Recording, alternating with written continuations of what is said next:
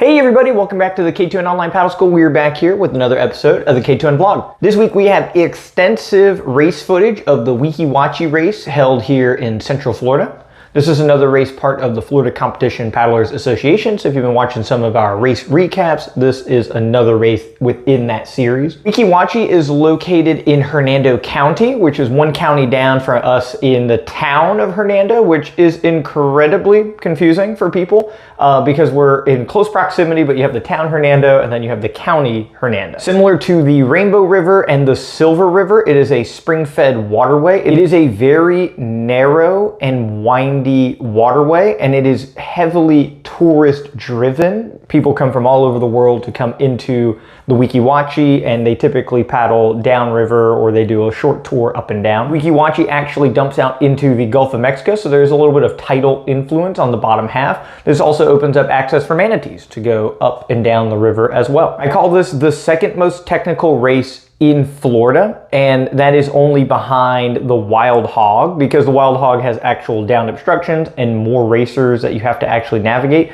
The Weeki Wachee, with the rental kayakers and the overall attendance for the race itself, is not quite as large as the Wild Hog. And there are no downed obstructions, so you can stay within your vessel. You can run an understern rudder the entire course, and you're not going to have many snags or points where you cannot continue like the Wild Hog. There are like 200 turns when you go all the way upriver and all the way back down. This includes some of the smaller turns, but there are a lot of very hard 90-degree or tighter turns. There is a deceptive amount of current because the waterway itself is fairly narrow in a lot of spots. That water really funnels into those turns. You have to have a good idea of how to navigate the river itself, but just general river knowledge. Courses even like Rainbow River don't give you quite the same feel because it's so much more open and it's a lot more straightaways, right? So the amount of current that's coming around the turns is not as aggressive as something like the Weeki Wachee, where you have to navigate these turns in a very particular way, or you're going to run out of water and end up on land, in the sand, hitting bushes, hitting trees, hitting other people. There's so many things where you have to like really nail these turns each time. We'll go over a lot of those things visually with the extensive race footage we have at the end. It's about 15 minutes long in total. Before we get to that, I wanted to quickly just go over not setting up limits for yourself. What I mean by this is once you can decide in your mind that something is possible or something is doable, your ability to get good and make progress towards this idea have now been established. If you don't think something is possible to do, you're never going to take these steps forward in that direction, and you'll never get good at it. Like, I can't race in the ocean, or I can't race when it's 10-mile-an-hour winds, or I can't race when there's a lot of boat traffic, or I can't race when there's a lot of paddler traffic. I can't race when it's short distance, or mid distance, or long distance, or ultra long distance, and I only race downriver. I can't go upriver. I can only do it at the single blade, or the double blade, or paddling with my hands, or I have to be standing on my board. Whatever the limitation is, it usually bars you from expanding your skill set. Being able to take your paddling ability into adverse conditions or adverse environments and still being able to showcase your skill set reveals how much mastery you have over it. And so the more of these like hurdles that you can put in and your ability to stay consistent through them, again, it's something worth pursuing. There are times and places where you don't get a choice in how these conditions are going to arise. So especially in your training, trying to structure it to artificially create these environments is very important. So like at the Weeki Wachee, if you're unable to navigate some of these exterior factors and somebody else is, this is just a showcase that you are not properly prepared and do not have this full mastery of the ability like the other person. And it's always worth pursuing, right? We're trying to go out there and get better, aren't we? And these are the things where if we just play into our strengths constantly, when you have a showcase of your weakness, people just fall apart, or they try to dodge these things, right? Oh, I'm not going to this event because of this and this and this and this.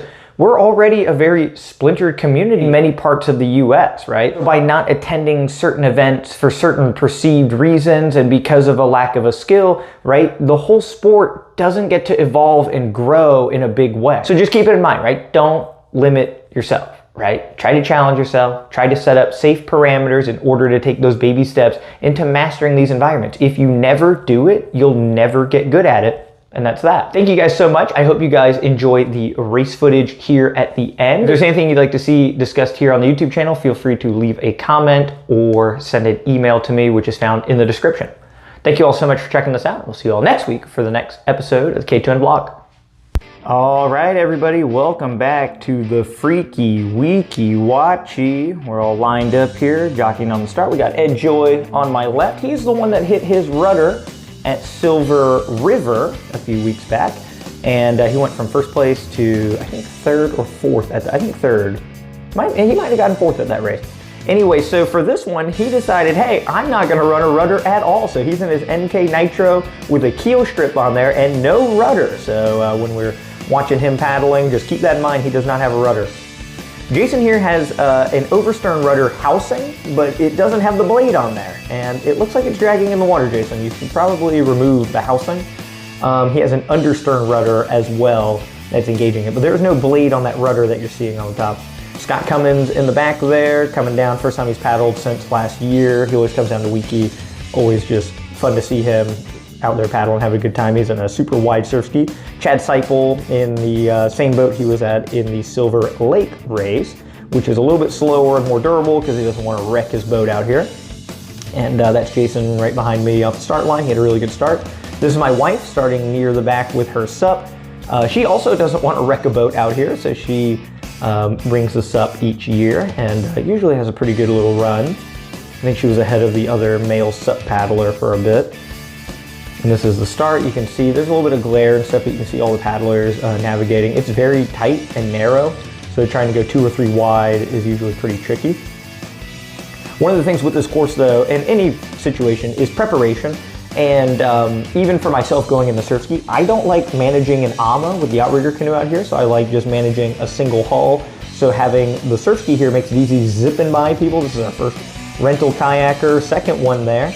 And because he cut to the left and I'm trying to go right because there's shallow water on the left, I accidentally clip his tail. I feel so freaking bad. He's got no rudder and I kind of halfway spin him out, which is totally my fault. And so he's hugging the shore there, which is really, really shallow. You can see him making those wide right side strokes because he does not have a rudder, right? So he is actually steering. I felt so bad about about hitting him and spinning him out that I did not want to pass under those circumstances. So I just went back into a drafting position.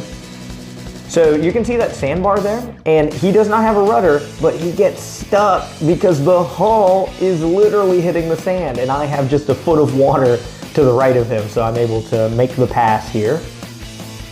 But that's one of the disadvantages is thinking that you can go too shallow and then your hull is dragging in the sand. Every turn has these sandbars on the left and right. You can see how shallow the water is at almost all times. And it's very tough to navigate. You have the current, you have shallow water, you have other people. There are so many factors that are going on, and it's up to you to navigate these turns wisely. And each one is a little bit different than the last, and your mastery of your rudder system and leaning the boat and how you're paddling, all these things start to add up. So this is the very next turn, right? So I just passed, I'm right in front of these guys, and Ed tries going inside again, and literally gets stuck a second time, and Jason is pinned behind him so he can't go around him. So they gotta stop and back up, and Ed just gets out and just kind of walks around the corner here. And this is all part of it, right? Is I was in a better position to pass because my nose was on the outside of the tail. Jason's nose is on the inside of the tail, so he's stuck. He ends up passing Ed, and Ed works for a little bit here to try and catch back up. No rudder. If you've ever been in a surf ski and you take the rudder off and try to paddle with the wing blade, it's possible, but man, is it a pain in the butt. One of the benefits, look how close he is to that poor kid standing on his kayak. One of the benefits is the up current is always pulling you into the current, so the nose wants to go into the current. So it doesn't want to push you sideways unless you turn your boat sideways. And this is out of order. This is me passing that same kid. I thought that was funny. That was me back in the day, standing on a kayak. But yeah, going through, you can see all the paddlers and you know, recreational paddlers that are out there. And overall, the water depth, because it's so clear, it looks like the water is only like a foot deep, and in some spots it is.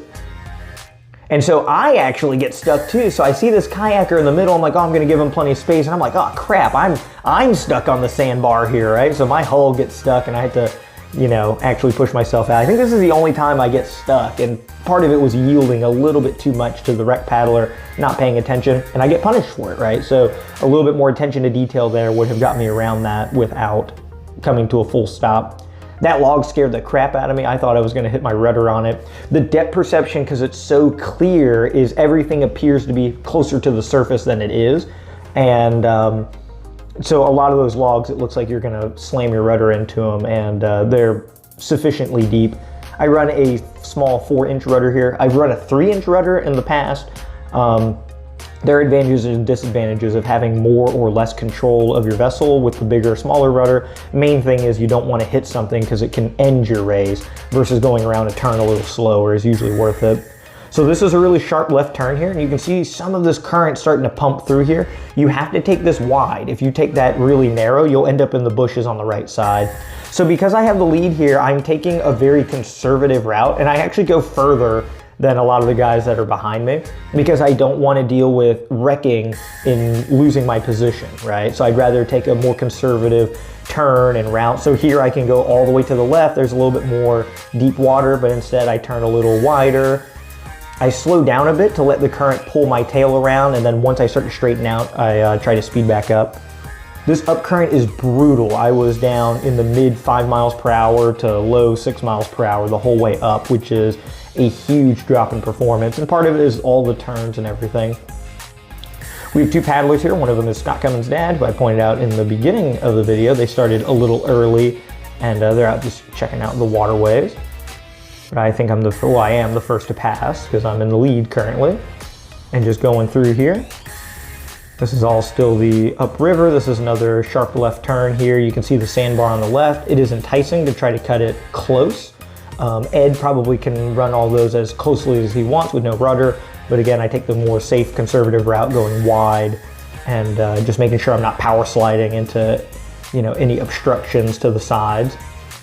You can see the tree branches and stuff all overhang on the sides, and that's the main thing, is you hit those overhanging tree branches and they knock you out of your boat and you fall out. So it's not that your boat takes a hit from a tree, it's that you take the hit from the tree, which is kind of an interesting situation. The water is gorgeous. Like I said, this is a worldwide tourist destination for a lot of people to come in and check out this waterway. Reminds me of like the Amazon forest or something, especially when it's raining. Another little obstruction along. There's not too many things that are in the water that will hit you that you can't see, right? So it's very obvious fallen tree branches and stuff that are easy to go around as long as you're paying attention, and as long as when you hit those intersections, there's not people around. Just like when I was trying to yield and ended up in the sand myself. And this is one of the strategies, is you don't want to give people too much room, right? So getting close to them is an advantage because they're typically in the deep water. And this is another really sharp turn. And again, it's very easy to power slide out of there, and you have to like back paddle or stick your legs in the water or whatever. So if you don't approach the turns right, if you're not familiar with current and how rivers kind of operate, you get punished every single turn, and there's 200 of them out here. We got some more rental kayaks as we're coming up. Staying calm, cool, and collective as you're next to other vessels. It's the same thing we practice at Lake Hernando as we're paddling next to each other, paddling near other wreck boats, kayakers, all these things that allows you to stay efficient and stay powerful as you zip by them, keeping them safe and keeping yourself safe as well. If you slow down and panic, they slow down and panic, and then you start to hit each other, and look at that, you've fulfilled the destiny and the fear of making contact, right? Most of the time, if you can just speed up and pick a good line and adhere to it, that's the way to stay out of danger, kind of like defensive driving. So we got a lot of these kayakers. Most of the montage going upriver is going to be showing off going around these kayakers and stuff. Most of them don't know how to navigate, so if you shout, hey, go left or go right, you know, 60% of people don't know their left from their right. Most people don't go in a kayak and know how to steer it. So it's better to just stay silent, speed up, pick your line, and if you make contact, say sorry and leave, right? And if you alert them, most people panic, and that's the thing that leads to, you know, collision. But yeah, very beautiful waterway. I have loved coming up and down this river a lot of times. First time I did it was on SUP. I vowed I'd never do it again because I was getting beat up. And I eventually grit my teeth and went back there a number of times because it's relatively local for me. And I went up and down this river a lot of times on a stand-up paddleboard. It's where I learned to do my step back turns in action, turn after turn after turn, navigating the people, trying to stay fast. And you know, that mastery has come through in a lot of different ways, steering an OC6 and not being unbothered next to other boats. That all stems from, you know, spending time on this river and not putting limits on yourself. So this is near the top turn. You can see there's like eelgrass on the bottom there. It's actually really pretty. And this is what they call Monkey Island. And I think every island in Florida is called a Monkey Island. And we turn around this. So at this point, it's finally downriver. The upriver section is about 5.5 miles, but it feels like 100 miles because it's so much slower with all the turns. So getting to the top is always like this huge relief. I always work really hard upriver, and I let the current and the river itself help me on the way back. So most of the time I'm like seeing stars and redlining because getting through that hard section is, for me, the key to having a good result each time. So I clear all the way around the river, so I'm about 45 seconds to a minute ahead of Jason here, who is in second place. He stayed ahead of Ed. And here's Ed coming through, still rudderless. That's really amazing. You take my rudder away and I'd be helpless out here today. Going by people, you know, it's all part of the game. We didn't make physical contact, but we were close. And they're in rental kayaks, so I don't mind if they bump into you, and I don't mind, right? I'm trying to just get by them.